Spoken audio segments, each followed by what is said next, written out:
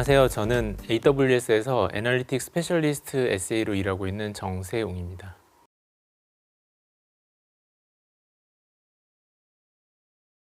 이번 세션의 주제는 EMR 플랫폼 기반의 스파크 워크로드 실행 최적화 방안입니다.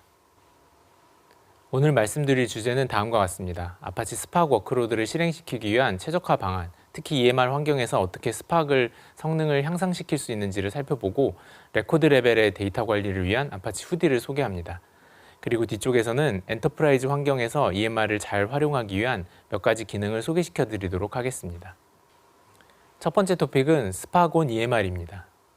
아마존 EMR은 관리형 하둡 플랫폼입니다. 여러분의 하둡, 스파크 관련 워크로드를 실행시킬 수 있는 환경이고, 기본적으로 EMR은 컴퓨팅 리소스와 저장 공간을 분리하여 구성하도록 가이드하고 있습니다. S3를 스토리지로 사용하게 되면 페타바이트에서 엑사바이트 규모의 데이터도 저장이 가능하고 처리가 가능해집니다. EMR을 사용하시게 되면 최신 버전의 오픈소스 어플리케이션을 쉽게 사용하실 수 있고, 대규모 작업에 필요한 노드를 자유롭게 확장하여 작업을 효율적으로 실행이 가능합니다. EMR과 기존에 여러분이 이해하고 있는 하둡 플랫폼과의 공통점과 차이점을 간단히 말씀드리려고 합니다. 기본적으로 하둡이 다음처럼 인프라, 데이터, 프로세스 레이어를 가지고 있고, 여러분이 잘 알고 계시는 스파크는 여기에 프로세싱 영역의 서비스입니다. EMR은 인프라 영역에서 어플리케이션 영역 전체를 포함하고 있고, 기존의 하둡 스토리지가 HDFS를 사용하시는 것을 S3로 확장하여 컴퓨팅과 스토리지를 분리하고 각각 확장 가능한 형태로 구성할 수 있는 것이 가장 큰 특징입니다. EMR은 세 가지 유형의 노드를 가지고 있습니다. 전체 클러스터를 관리하고 네임 노드와 잡 트래커가 포함되어 있는 마스터 노드가 있고, 기존의 하둡에서의 데이터 노드라는 이름으로 작업을 수행하는 코어 노드가 있습니다. 그리고 EMR에서 컴퓨팅 리소스 확장 역할을 하는 태스크 노드가 있고요. 필요에 따라서 태스크 노드를 확장하고 경매 방식으로 사용할 수 있는 스팟 인스턴스를 사용함으로써 확장성과 비용 효율성을 모두 가져가실 수 있습니다. 컴퓨팅과 스토리지 디커플링 가이드에 따라서 가능하면 EMR 클러스터를 스테이트리스하게 운영하시기를 가이드합니다. 즉, 필요한 작업을 수행하는 목적별 클러스터를 생성하고 작업을 마치면 종료하는 방식입니다. 그렇게 하기 위해 스테이트리스한 클러스터를 활용하기 위해서는 데이터가 클러스터와 분리되어 있어야 하고, 또 관련된 메타데이터와 작업 코드 그리고 로그 등이 모두 오프 클러스터로 관리되도록 설정하시는 것이 중요합니다. 다시 말씀드리면 왼쪽이 전통적인 방식의 하드 클러스터이고, 여기에서는 데이터를 HDFS에 저장하기 때문에 데이터와 컴퓨팅이 하나의 노드에 통합되어 있습니다. 그래서 확장성과 효율성의 이점을 가져가기 어려운 구조이고, 여기에서 만약 리플리케이션을 3개로 하게 될 경우 데이터 저장 공간의 낭비가 있을 수도 있습니다. 오른쪽은 EMR을 통해서 디커플링된 모델인데요. 데이터 원본이 S3에 모두 저장이 되어 있습니다. 그래서 EMR 클러스터는 작업 실행 목적으로 다수의 클러스터를 동시에 띄울 수 있고, 클러스터 간에서 데이터가 이동하거나 경합이 발생하지 않고 필요한 시점에 수백 개의 노드를 확장해서 사용함으로써 최적의 타이밍에 최소한의 비용으로 작업 결과를 만들어낼 수가 있습니다. 다음은 아파치 스파크입니다. 아파치 스파크는 하드 플랫폼에서 실행되는 메모리 기반 프로세싱 엔진으로 스파크 코어 기반으로 다양한 유형의 워크로드를 실행하는 플랫폼입니다. 스파크 내부의 실행 모델을 간단히 살펴보겠습니다. 스파크는 마스터 워커 아키텍처 기반으로 실질적인 작업을 수행하는 익스큐터와 해당 워커를 관리하는 드라이버가 있습니다.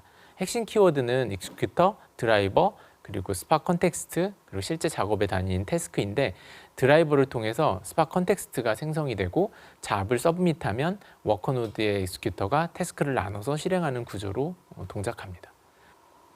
스파크를 잘 사용하기 위해서는 스파크 메모리 구성에 대해서 잘 알고 있어야 합니다. 스파크 설정과 성능 향상에 가장 키가 되는 개념이 바로 스파크 메모리 구성입니다. 위에서부터 보시면 얀 노드 매니저 리소스 메모리가 익스큐터 전체의 물리 메모리이고, 그 안에 이제 스파크 이 안에 익스큐터 오버헤드 메모리와 스파크 익스큐터 메모리 영역을 설정하실 수가 있습니다. 실제로 이 오른쪽에 있는 스파크 익스큐터 메모리 영역이 여러분의 코드가 실행되고 잡이 수행되는 공간입니다. 그러면 스파크 워크로드를 최적화하기 위해 어떤 접근이 필요할까요? 스파크 워크로드 최적화 관련해서는 몇 가지 대규모 데이터 처리의 기본 철학이 좀 필요한데, 이것들에 대해서 좀 설명을 드리겠습니다. 스팍 작업이 대량의 데이터를 메모리 기반으로 처리하는데 첫 번째는 대량의 데이터 작업에서 로딩하는 데이터 자체를 줄여주는 것이 아주 중요합니다. 최적의 데이터 포맷으로 저희가 권장하는 것이 아파치 파케이 형식이고 스냅피 방식으로 압축된 것을 권장합니다. 스팍 2.0 이후의 기본값입니다. 그리고 데이터 스캔 범위를 최소화하기 위해서 하이브 파티셔닝, 버켓팅, 푸시다운, 그리고 파티션 푸누닝 같은 기법을 사용하실 수 있고 또 실제 데이터가 쌓이다 보면은 특정 파티션의 데이터 스큐가 발생하는지를 지속적으로 모니터링 하실 필요가 있습니다. 그리고 사용 가능한 클러스터의 메모리를 최대한 잘 활용하셔야 됩니다. 워크로드 중에 자주 사용하는 데이터를 캐싱하고 설정값, 메모리 관련된 설정값들을 잘 지정해주고 거기에 워크로드에 잘 적당한 데이터의 파티션 사이즈 등을 정의해 줄 수가 있습니다. 그리고 리소스를 가장 많이 사용하는 작업들이 조인과 셔플링인데요. 결국 이 셔플링과 조인의 오퍼레이션이 최소화되도록 자배 모니터링을 하셔야 되고요. 실제 데이터의 어떤 효율성을 위해서 스팍 2.3 이후에는 10메가 이상의 테이블들이 자동적으로 브로드캐스트 해시 방식으로 데이터가 될 수가 있습니다. 그리고 리소스를 가장 많이 사용하는 작업들이 조인과 셔플링인데요. 결국 이 셔플링과 조인의 오퍼레이션이 최소화되도록 자배 모니터링을 하셔야 되고요. 실제 데이터의 어떤 효율성을 위해서 스팍 2.3 이후에는 10메가 이상의 테이블들이 자동적으로 브로드캐스트 해시 방식으로 데이터가 조인되도록 돼 있는데 여기에 스레스홀드를 조정하심으로써 최소한의 그 셔플링이 일어날 수 있도록 세팅을 하실 필요가 있습니다.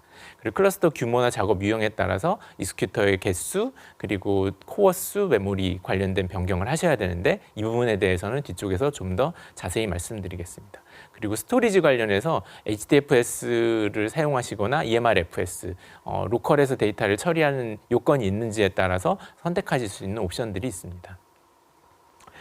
스팍에서 이제 실제 일어날 수 있는 주요 메모리 이슈들은 다음과 같습니다. 자바 흰 메모리 부족으로 적절한 메모리 관련 파라미터 설정이 되어 있지 않은 경우 자바 흰 메모리 부족 오류가 나타날 수 있고 시스템 작업 중에 가비지 컬렉션 작업이 일어나면서 물리 메모리 초과 오류가 발생하기도 합니다.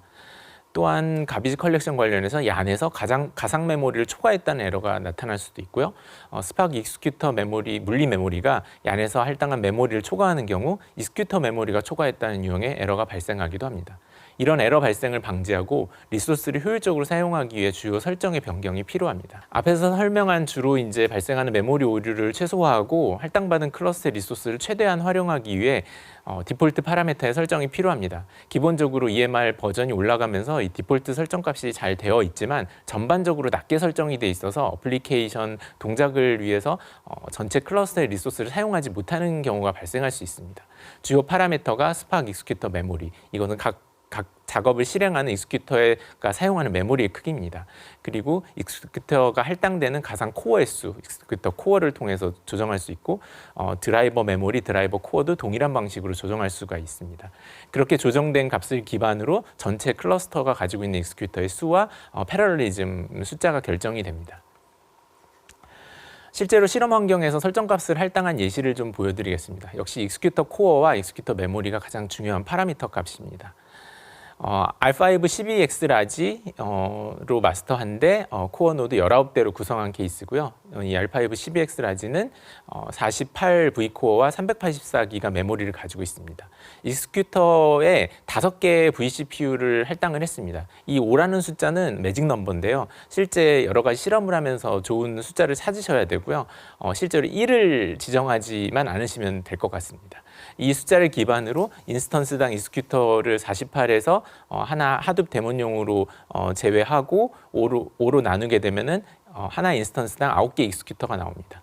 이 익스큐터의 전체 384기가 중에 90%의 메모리를 익스큐터 메모리로 10%를 오버헤드로 할당을 하고 이렇게 할당된 값을 기준으로 계산을 해보면 전체 170개의 익스큐터가 생기게 되고 패러럴리즘은 1700이 됩니다.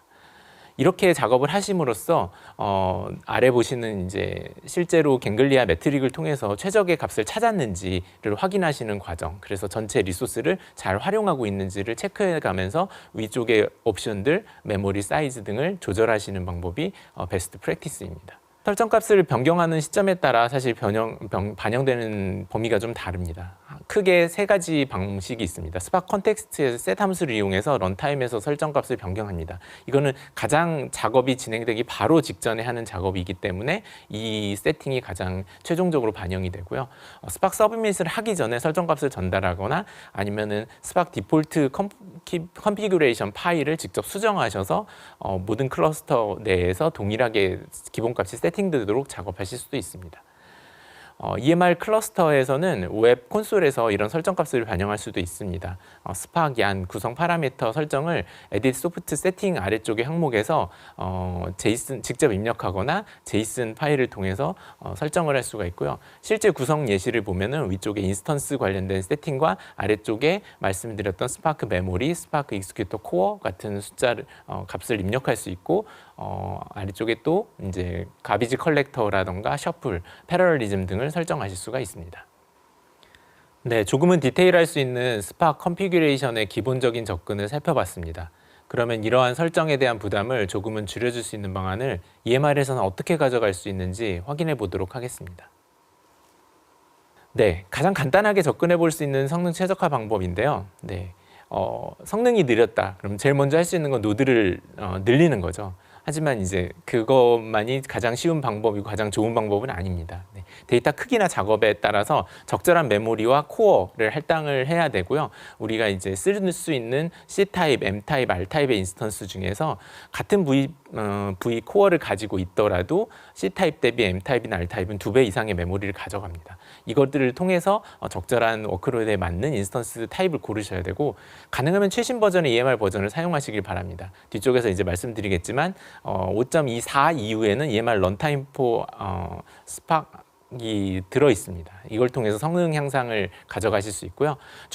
거기에서도 추가적인 성능 향상을 위해서는 앞쪽에서 말씀드렸던 메모리 설정을 변경하실 필요가 있습니다. 몇 가지 스파곤 EMR에서 가져가는 최적화 방법들을 좀 소개시켜 드리도록 하겠습니다. 한 5가지 정도 소개시켜 드릴 텐데 이 내용은 실제로 여러분이 직접 어떤 이런 오퍼레이션이나 변경을 하실 필요 없이 최근에 EMR 버전을 사용하심으로써 바로 가져가실 수 있는 이점입니다. 첫 번째는 다이나믹 파티션 프루닝입니다. 쿼리 대상 테이블에서 내가 원하는 영역의 데이터만 최소화해서 가져가실 수 있는 방법입니다.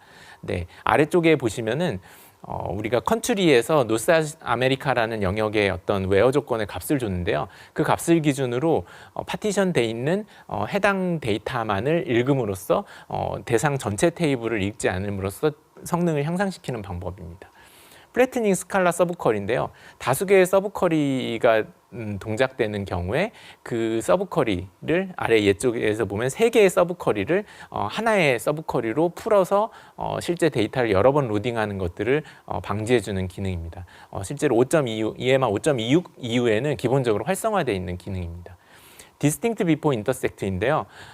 우리가 교집합을 2개의 서브쿼리의 교집합을 구하려고 할 때 그것들을 자동적으로 디스팅트를 먼저 연산을 해서 전체 데이터의 셋을 줄이고 이것들을 레프트 세미 조인을 통해서 성능 향상을 했습니다. 이런 작업들이 사실 스파크의 옵티마이저인 카탈리스트가 내부적으로 이런 작업들을 할 수 있게 이런 것들의 주요 팩터들을 EMR 런타임에서 진행을 하게 됩니다.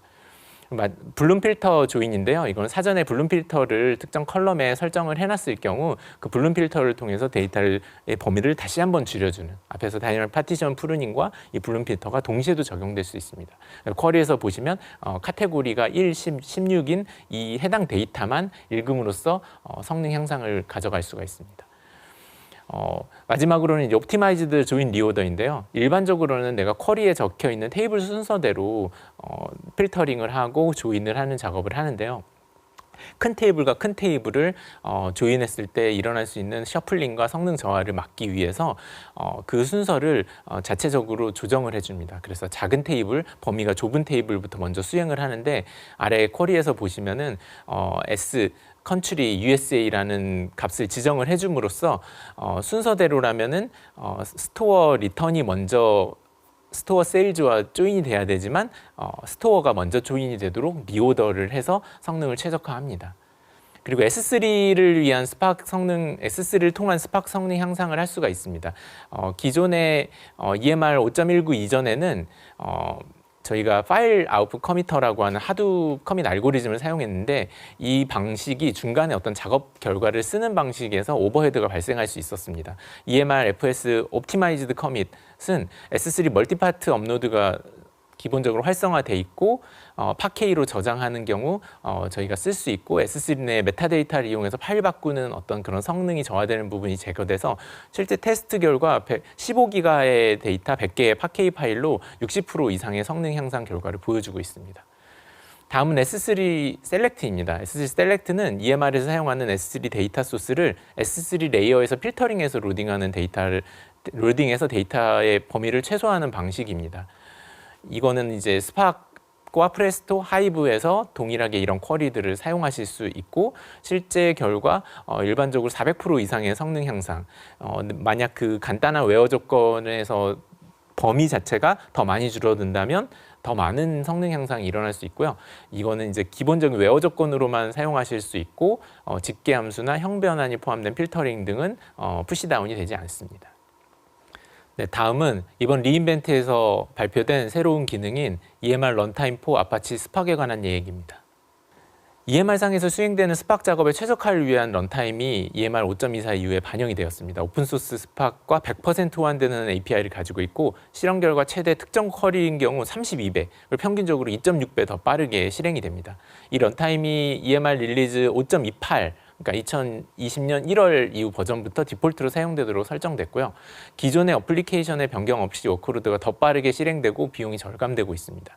왼쪽의 테스트 결과는 TPCDS 3TB 벤치마크 데이터로 C4 8X 라지 6대로 실험한 결과입니다. 내부적인 클러스터는 5.16, EMR 5.16 버전과 비교를 했고 가운데 보시는 거는 서드파티에서 발표한 패키지와 비교한 내용입니다. 서드파티 대비해서도 1.5배 정도 성능이 우위인 걸로 나타나고 있습니다. 보시는 바와 같이 내부의 5.16 버전과 비교했을 때 2.5배까지 성능 향상이 나타나고요. 롱러닝 쿼리에 대해서는 평균 5배, 최대 30배에서 20배 정도까지 성능 향상이 나타나는 것을 확인할 수가 있습니다. 버전별로 실제 비용과 성능 두 가지 요소를 다 비교해 봤을 때 최신 버전이 2.4배 정도 성능과 비용을 모두 줄여줄 수 있습니다. 속도가 빨라진 만큼 비용도 줄어듭니다. 역시 클라우드 상에 어떤 가져갈 수 있는 가장 큰 장점이라고 할 수 있습니다. 기본적으로 이제 스파크 최신 버전이 효과적으로 실행될 수 있도록 CPU 디스크, 드라이버, 익스큐터, 그리고 자바 힙 메모리, 가비지 컬렉터 같은 설정들이 모두 최적화돼 있고 스파크 작업 플랜을 위한 옵티마이저에서 다이나믹 파티션 프루닝, 조인 리오더링 같은 부분이 다 기본적으로 이네이블 돼 있습니다. 그리고 쿼리 최적화를 위해서 데이터 프리패치, 그리고 잡을 빠르게 실행하기 위한 몇 가지 세팅들이 포함되어 있습니다. 다음은 레코드 레벨의 데이터 관리를 위한 업데이트, 딜리트, 인서트를 가능하게 하는 아파치 후디에 대해서 말씀드리도록 하겠습니다. S3 같은 오브젝트 스토리지에서 운영되는 데이터 레이크는 기본적으로 대부분 운영 단계의 데이터베이스를 소스로 사용하게 됩니다. 데이터의 스테이징이나 분석 단계로 ETL을 거친 데이터라 할지라도 데이터의 변경에 대한 업데이트, 딜리트 관련 작업의 부담이 점점 커지고 있습니다. 단지 성능의 이슈뿐만이 아니라 업데이트나 삭제 작업 중에서도 여러 가지 이유로 최종 스냅샷 정보를 조회하기를 현업이 요구하고 있고 데이터의 수집 파이프라인과 별도 데이터 업데이트 주기를 선택하고 싶은 요구사항도 있습니다. 실제 저희 고객의 어떤 유스 케이스인데요. 우버라는 승차 공유 서비스를 제공하는 고객이 데이터 레이크 운영 중에 문제 해결을 위해 개발하고 오픈소스한 서비스입니다. 지속적으로 변경되는 데이터가 오늘 데이터, 내일 데이터 뿐만 아니라 이전 달 그리고 지난 해까지 영향을 미치고 있습니다. 단지 이 로우 데이터의 업데이트뿐만이 아니라 ETL 파이프라인에서 지속적으로 업데이트되는 모든 데이터에 영향을 주게 됩니다. 우버에서는 이 상황을 슬로우 데이터 레이크 이슈라고 명명했는데요. 실제로 500기가 미만의 데이터를 처리하기 위해 8시간마다 120TB H베이스 전체 데이터를 사용하는 그런 이슈가 있었습니다. 아파치 후디가 하둡, 업데이트, 앤 인크리멘탈의 첫 글자를 딴 이름입니다. 스파크 기반의 데이터 관리 레이어로서 S3 그리고 하이브 메타스토어와 호환 가능하고 스파크 SQL, 하이브, 프레스토를 통해서 데이터 쿼리가 가능하고 다양한 방식의 인터페이스를 제공하고 있습니다. 아파치 후디는 데이터 추상화 레이어입니다. 아직 인큐베이팅 단계이긴 하지만 중간에 보이는 이 데이터 파일에 추가해서 저희가 후디 데이터셋으로 바꾸게 되면은 인덱스와 타임라인 기준의 메타데이터가 생성되는 별도의 데이터 타입이고, 실제 사용하실 때는 여러분이 스팍에서 데이터 프레임을 사용하시는 것과 동일한 레벨의 데이터 프레임으로 사용하실 수가 있습니다. 뒤쪽에서 코드를 보시면 좀 더 이해가 좋으실 것 같습니다. 워크로드에 따라서 두 가지 스토리지 타입을 지원합니다. 네, 카피 온 라이트와 머지 온 리드인데요. 읽기 성능을 최적화하기 위한, 그리고 데이터 변경을 즉시 활용하기 위한 각각의 모드에 대해서 간단히 설명을 좀 드리도록 하겠습니다. 먼저 읽기 성능을 최적화하기 위한 스토리지 타입으로 카피 온 라이트가 있습니다. 다음과 같이 그림에서 A, B, C, D 데이터를 입력을 하면 내부적으로 3개의 파일, 이 파일의 개수는 이제 후디가 결정을 해줍니다. 커밋은 일종의 트랜잭션으로 생각하시면 리드 옵티마이즈드 뷰와 인크리멘탈 2개의 뷰를 통해서 아래의 결과값을 가져가실 수가 있고, 거기에 D와 A 값이 업데이트 될 경우 다음처럼 리드 옵티마이즈드 뷰에서 변경된 전체 셋과 인크리멘탈에서 변경된 부분만 확인하실 수가 있습니다. 역시 새로운 결과값이 업데이트가 됐을 때도 리드 옵티마이즈드 뷰에서는 최신의 값을, 그리고 인크리멘탈 뷰에서는 이전 커밋 이후의 변경분을 보여주도록 설정을 하실 수가 있습니다. 언제 그러면 카피 온 라이트 스토리지 타입을 써야 할까요? 일단 기본적으로 약간 작은 워크로드, 항상 계속 꾸준히 유지되는 그런 워크로드에 적절합니다. 그리고 내부적으로 팟케이로 저장이 되어 있어야 하고, 좀 오퍼레이션적으로 좀 간단한 요구사항을 가지고 있을 때 적절한 타입입니다. 다음은 헤비라이트 그리고 어드밴스드 모드라고 생각하시는 머지 온 리드입니다. 아마 대부분 이제 이 모드를 사용하시게 될 것 같은데요. 3가지 뷰가 제공됩니다. 리드 옵티마이즈드 뷰, 인크리멘탈 뷰, 리얼타임 뷰. 각각의 데이터의 모습만 보더라도 어떻게 동작하는지 이해하실 수 있을 것 같습니다. 실제로 업데이트가 D와 A에 됐을 때 리얼타임의 모든 데이터가 변형된 값으로 보입니다. 그리고 인크리멘탈에는 변경된 부분, 그런데 리드 옵티마이즈드 뷰는 처음에 변경되기 전 부분이 보이고 있는 것을 확인하실 수가 있습니다. 이렇게 되는 가장 큰 이유는 인크리멘탈 뷰는 계속적인 변경 사항을 원 데이터가 아니라 타임라인 메타데이터의 정보를 기반으로 제공하기 때문에 가능합니다. 그래서 마지막에 커밋을 통해서 컴팩션 작업을 하게 되면 그동안의 정보가 모두 반영돼서 실제 파일에 반영돼서 보실 수가 있습니다. 이 머지 온 리드 스토리지 타입은 수집 시점에 최대한 빠르게 결과값을 반영해서 보거나, 아니면 워크로드가 상당히 많고 갑작스러운 피크를 치는 그런 워크로드에 사용하실 수가 있습니다. 사례로서는 데이터베이스 변경분을 벌크 업데이트 할 때, 기존의 S3 파티션의 데이터가 많이 변경이 필요할 때 사용하실 수 있는 옵션입니다. 실제 코드를 간단히 살펴보면 좀 더 이해가 쉬우실 것 같은데요. 후디 데이터셋 저장을 위해서 스토리지 타입이라던가 레코드 키, 그리고 파티션 키 등 설정 값을 먼저 지정을 해주고요. 그리고 후디 데이터셋으로 S3에 저장을 합니다. 벌크 인서트, 그리고 거기에 이제 오버라이트 옵션을 가지고 저장을 하면 메타데이터가 생성돼서 데이터와 하나의 폴더에 같이 저장이 되어 있게 됩니다. 그 데이터를 다시 후디 데이터셋 형태로 스팍 로딩하고 스팍 SQL로 쿼리를 할 수 있습니다. 아마 기존의 데이터 프레임 사용하시는 것과 동일한 느낌을 받으실 수 있습니다. 그리고 변경 사항을 통해서 업데이트나 삭제를 하셔야 될 경우 그 대상 데이터셋을 만들어서 어펜드하는 방식으로 커밋을 할 수가 있습니다. 이런 후디 데이터셋을 사용하심으로써 여러분들 오픈소스 기반의 이런 기술들이 계속해서 이제 발전되니까 그걸 통해서 기술 지원을 받기 용이하고요. 실제 데이터 레이크에서 상당히 어려운 포인트였던 개인정보 관련 GDPR 같은 법을 준수해서 특정 사용자의 데이터를 지운다던가 업데이트한다던가, 또는 어떤 데이터의 실시간 변경된 부분을 반영하고, 그리고 빈번하게 변경되는 데이터를 관리하는 데 매우 효율적으로 사용될 수가 있습니다. 다음으로 소개시켜드릴 매우 유용한 EMR 뉴 피처가 있습니다. 바로 매니지드 리사이즈입니다.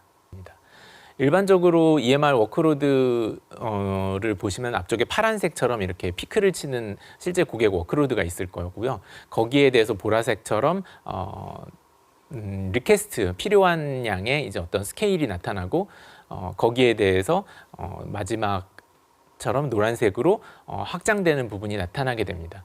이렇게 되면은 내가 기존의 노드별로 마스터, 코어, 태스크 노드의 얀 메모리라던가 네트워크 전송 데이터 사이즈 같은 걸로 다양한 매트릭스로 지정을 해서 이런 스레치홀드를 찾아서 내가 스케일링 룰을 정리를 해줘야 됐었는데요. 이런 목들이 다 사실은 기존의 고객의 몫이었습니다. 하지만 저희가 그런 어떤 고객들이 세팅된 거 실제 스케일 아웃되고 다운되는 것들의 경험을 기반으로 저희가 매니지 리사이즈 기능을 내놓았습니다. 아직은 베타로 테스트 중이긴 합니다.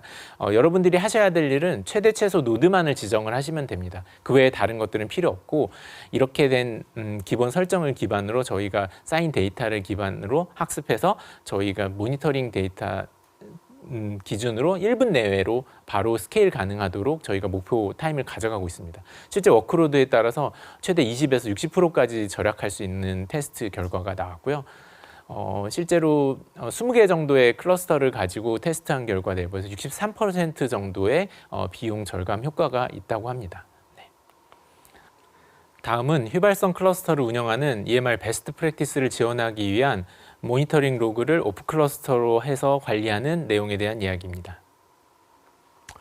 EMR 콘솔에서 이미 이제 스파크 히스토리 UI에 접근이 가능해진 건 알고 계실 거라 생각하고요. 콘솔에서 클릭하시면 바로 다음과 같은 이제 스파크의 잡들을 모니터링 하실 수가 있게 됐죠. 이런 잡들의 모니터링은 스파크 히스토리 관련 모니터링이 이제 클러스터가 종료되더라도 보셔야 하는 그런 니즈가 있습니다. 그래서 이런 설정을 할 수 있는 기본적인 방법을 좀 소개시켜 드리도록 하겠습니다. 로그를 보실 수 있는 방법은 우리가 마스터 노드에 있는 바 로그 아래에 SSH로 직접 접근하는 방법, 그리고 콘솔에서 스파크 히스토리 UI를 통해서 직접 클릭해서 보실 수 있는 방법, 그리고 마지막으로 S3의 로그를 저장할 수 있게 설정하실 수가 있습니다. 이렇게 되면 설정한 경로에 5분 단위로 로그가 저장되도록 되어 있습니다. 이렇게 저장된 로그를 직접 확인하셔야 될 경우 저희 에듀쿼리 서비스인 아테나와 연동해서 테이블을 선언하고 거기에 지정된 파일들의 로그 파일의 경로를 정의하면은 아래처럼 유형별로 에러 로그 유형별로 여러분들이 값을 확인할 수 있거나 아니면 특정 아이디별로 그 로그를 찾아서 루트 코즈를 파악할 수가 있습니다. 다음 내용은 레이크 포메이션과 EMR의 통합입니다. 현재 퍼블릭 베타 중이므로 조만간 릴리즈가 되어 여러분들이 사용하실 수 있습니다. 레이크 포메이션을 활용하면 EMR에서 사용하는 데이터를 사용자별로 테이블, 컬럼 레벨까지 권한 관리가 가능합니다. 이후에는 실제 데이터 사용 현황이 기록되어 감사나 그 모니터링에 사용될 수가 있습니다. 레이크 포메이션에서 설정된 권한 설정은 아마존 아테나, 레드시프트, 글루, EMR에 동일하게 적용돼서 진정한 거버넌스를 가능하게 합니다. 이 레이크 포메이션을 통해서 데이터 관리를 가져갈 수 있는 장점은 다음과 같습니다. 네, 컬럼 레벨의 세부 권한 관리라든가 글루 데이터 카탈로그와 통합된 관리, 그리고 다양한 SAML 2.0을 지원하고 다양한 어플리케이션에서 지원이 가능합니다. 네, 마지막으로 말씀드릴 주제는 EMR 6.0에서 여러분들이 도커 환경에서 스파크 어플리케이션을 실행하실 수 있게 되었습니다.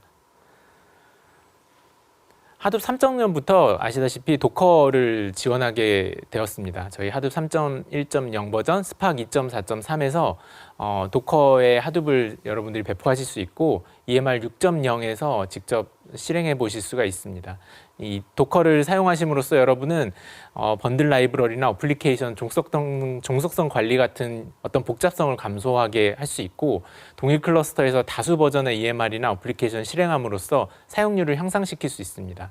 또한 새로운 버전의 소프트웨어를 신속하게 테스트해서 민첩성을 향상시킬 수 있고 가장 큰 장점이라 말할 수 있는 건 지금 결국 리소스를 보다 효율적으로 사용하고 실제 여러분들이 쿠버네티스 환경을 사용하고 계시다면 기존의 컨테이너 기반의 개발과 운영 환경과의 운영 통합이 가능해진다는 점입니다.